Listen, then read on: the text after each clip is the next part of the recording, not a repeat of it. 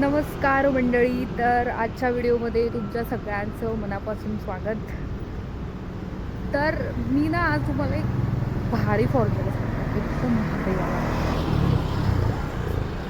तुम्हाला माहिती आहे, तुम्हाला जर आयुष्यात काहीतरी बनायचं असेल, मोठं व्हायचं असेल आणि काहीतरी युनिक करायचं असेल ना, तर तुम्ही तुमचं कंपॅरिझन दुसऱ्यांशी करणं थांबवा. बघा मी काय म्हणाले, तुम्ही तुमचं कंपॅरिझन दुसऱ्यांशी करणं थांबवा. बिकॉज तुम्हाला सांगते, तुम्ही जे आहात ना तसं कोण नाही आहे.